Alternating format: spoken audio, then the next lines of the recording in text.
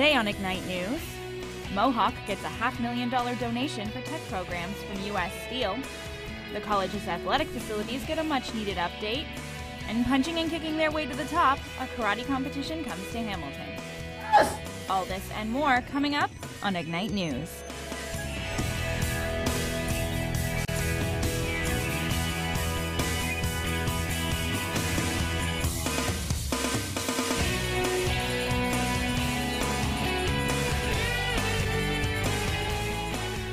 Good morning and welcome to your Ignite News for Tuesday, April 10th. I'm Courtney McDonald. And I'm Steve Springsma. Here's what's making news.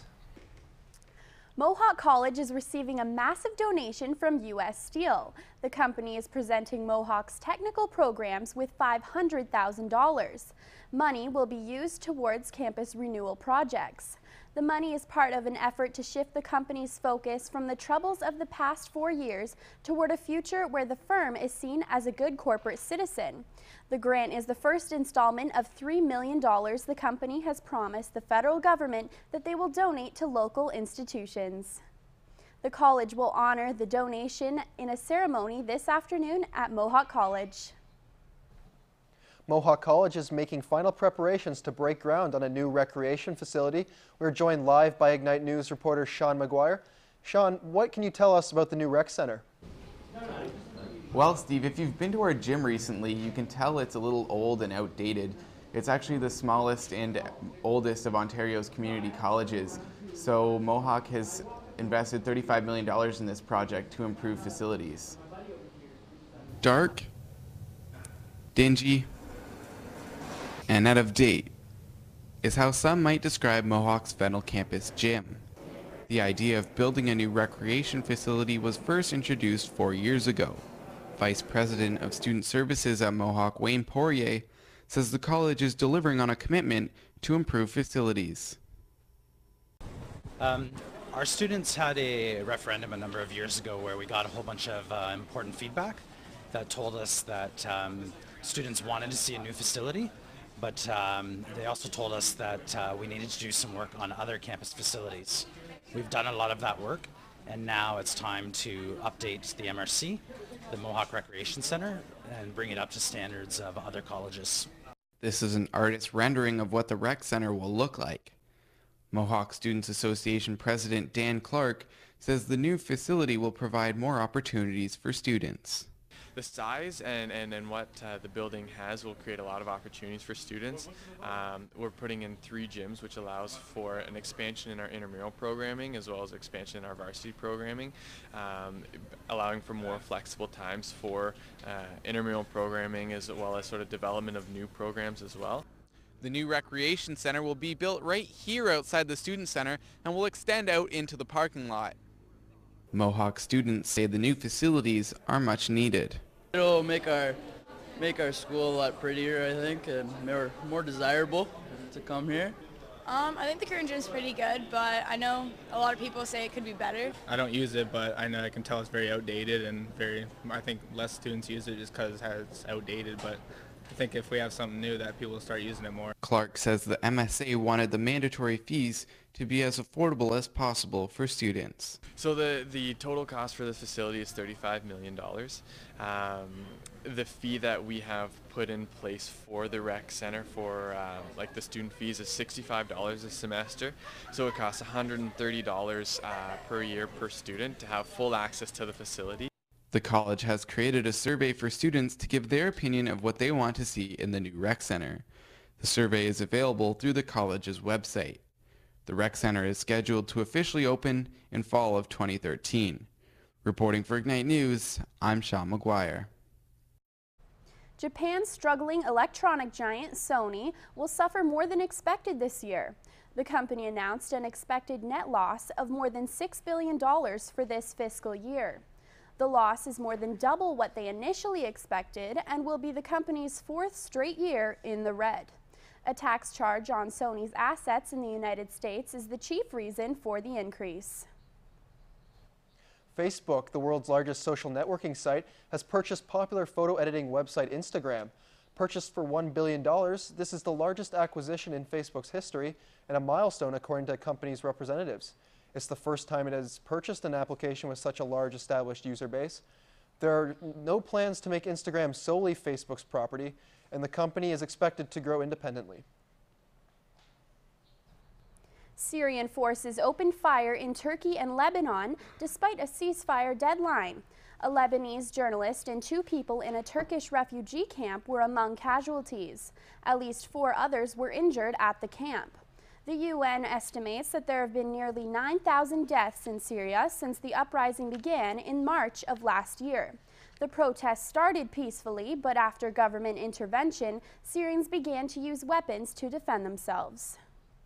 200 people gathered at the Woodland Cemetery in Hamilton to commemorate the anniversary of the Battle of Vimy Ridge. The visitors placed over 800 candles on the graves of soldiers who lost their lives during the First World War. The North Wall Riders Association's Steel City chapter organized the vigil. It was sponsored by Veterans Affairs Canada. Vimy Ridge began 95 years ago on April 9th. Canadian soldiers were able to gain control of the ridge on April 12th at a cost of nearly 3,600 lives. Woodland Cemetery has an upper military gravesite which serves as a resting place for soldiers from both World Wars and the Korean War. After Friday's shooting at the alleged crack house on Madison Avenue, police have some tips on how to recognize if there's a crack house in your neighborhood. A crack house generally operates out of a rundown house or an apartment building. They usually have a minimal supply of drugs on site. Prostitutes working in the area are one of several red flags that signals this type of housing situation has set up shop in the neighborhood. City officials and neighborhood leaders estimate about 50 crack houses operate in Hamilton. Police are urging people to call with any addresses of suspected crack houses in the Hamilton area. Hamilton has seen a 35% increase in carpools since the city introduced the Smart Commute Hamilton campaign in 2009. A website called carpoolzone.ca is a leading promoter of the carpooling trend. The website is a matchmaker for interested carpoolers into others at their workplace. There are 15 Hamilton workplaces on board, including Mohawk. Mohawk is the most successful with 12 carpools registered in 1 month. Despite being open for nearly 5 months, Mohawk's secure access bike pad is still empty. Ignite News reporter Sarah Aitchison has the story. Mohawk opened its restricted access bike pad for students and staff. The $40,000 project was designed to provide cyclists with a locked shelter under 24-hour video surveillance. Mohawk Sustainable Initiatives Coordinator Alan Griffiths says the bike pad was another step into the Go Green initiative. Having a secure option on campus might, or we're hoping that it'll increase the amount of people coming to campus by bicycle. It's a worry-free lock your bike in the facility, covered from the elements. The bike pad memberships have been available at the college campus bookstore for $35 annually. Mohawk's Go Green team hopes to fill the 44 spots on the new bicycle pad. However, most of the riders are still parking their bikes on the existing racks. Student Tyler Johnson rides his bike to school every day. He says the bike pad is not needed. As long as there are these bike racks here, like, people generally won't steal when there's a lot of people's bikes here. Generally, bike locks are sufficient. It's now spring and biking season. The Go Green team has yet to fill the 44 spots and is hoping the turnout will be as successful as McMaster's.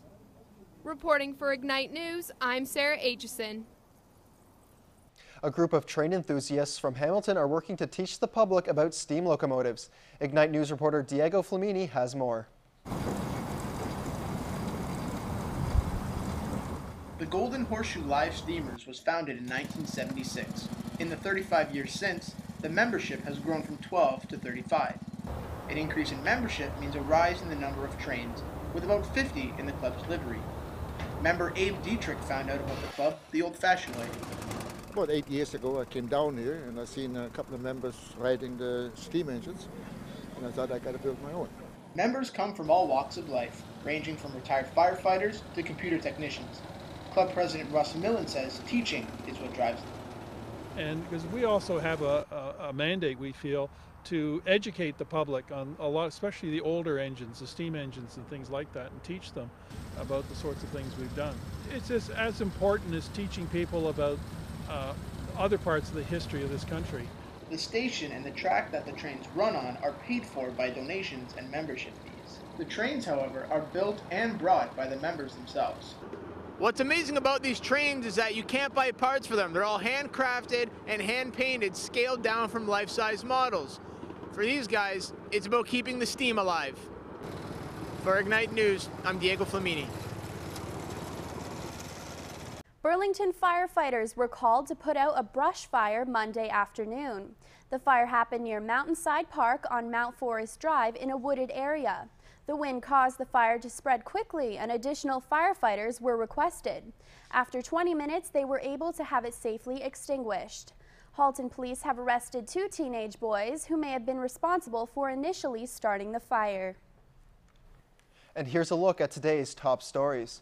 Mohawk College is receiving a massive donation from U.S. Steel.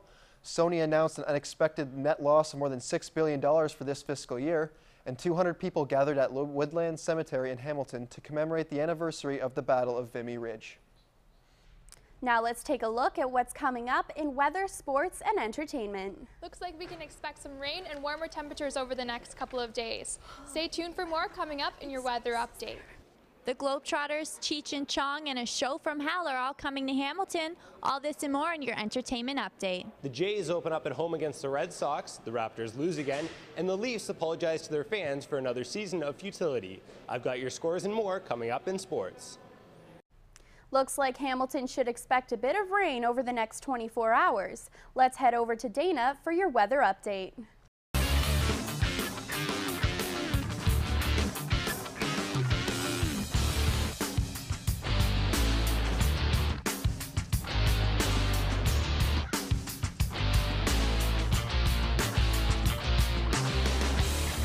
Thanks, Courtney.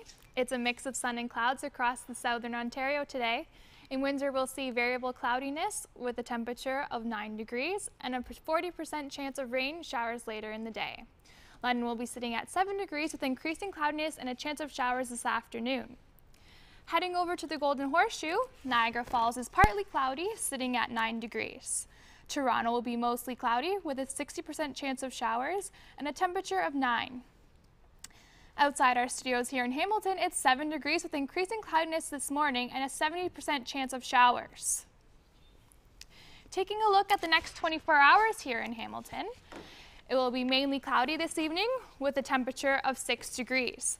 Overnight, we will see variable cloudiness with a 70% chance of showers, and we'll be sitting at a temperature of 1.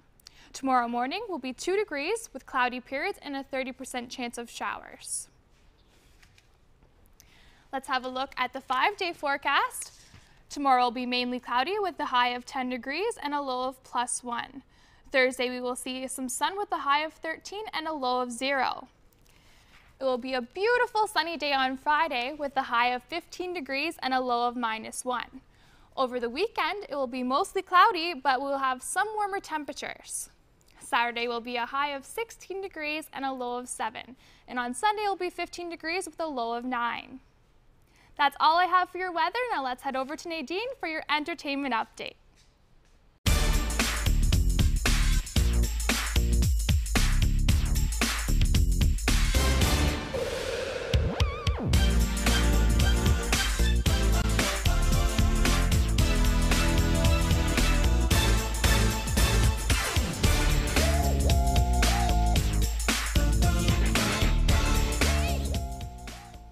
Thanks, Dana. This Friday, the Harlem Globetrotters take the court at Copps Coliseum. The Globetrotters have entertained tens of thousands of people worldwide, including presidents, kings, and popes. Their lineup has included some of the greatest players ever, including Wilt Chamberlain and Magic Johnson. Tip-off goes at 7 p.m. Tickets are on sale now, so reserve your spots while quantities last. Sword swallowers, contortionists, fire eaters, glass walkers, and more extreme entertainment will be in Hamilton on Saturday. Hell's Poppin', the world's largest touring circus sideshow revue, is dropping the anchor for a night in Hamilton at the Molson Studio at Hamilton Place. Billed as the greatest show in hell, Hell's Poppin' presents a slew of strange people and novel entertainers. Tickets are on sale now with a reasonable price of only $20. This may be an event you won't forget. Australian by Cirque du Soleil is taking Cops Coliseum from 26th to the 29th.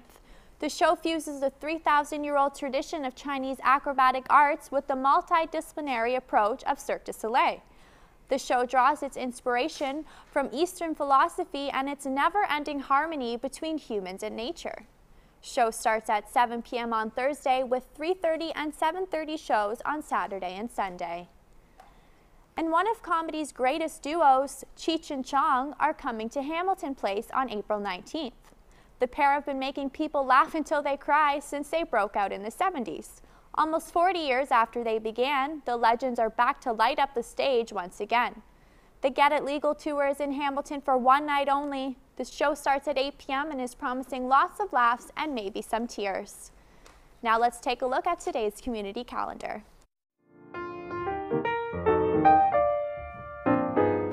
Hi, I'm Amber Warren, and here's what's coming up in your community calendar. You can head on out back for the Teddy Bear Picnic today, happening in the IAHS Green Space just out back from 11:30 to 1 p.m. There will be free lunch and games provided, as well as blankets.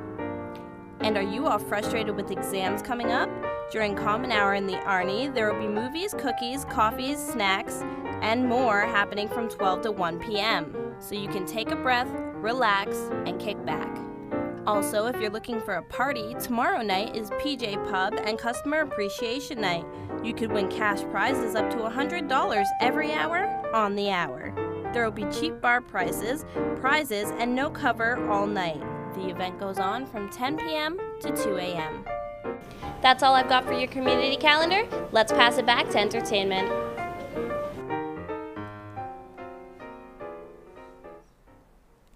That's all for your entertainment, Mohawk. Let's throw it over to Glenn for your sports update.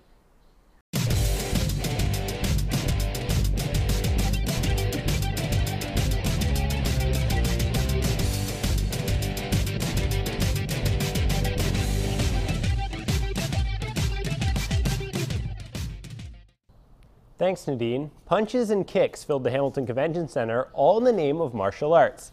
Ignite News reporter Diego Flamini joins us now. Diego, what was the environment like at the Hamilton Convention Center?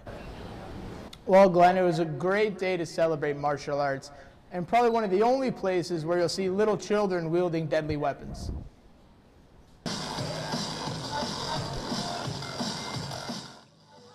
Martial arts was on full display as the Hamilton Convention Center hosted the 36th Army Rizzo Provincial Championships. The skill level ranged from beginner to advanced. For competitors like Craig Brown, it's a chance to appreciate as well as learn from the other athletes in the competition. I mean, honestly, it's great. This is my actually my second competition I've been to, so to see like so much people like basically loving and doing the same thing I want to do, and then you see so much different techniques and like everybody is so good. You kind of you learn from it and you kind of grow on it, right? So it's great. For the coaches, the competition is more about creating a positive atmosphere for students rather than focusing on individual accomplishments. Well, it's phenomenal because I get to see their progress from day one when they first started, and for them to come here, compete, actually win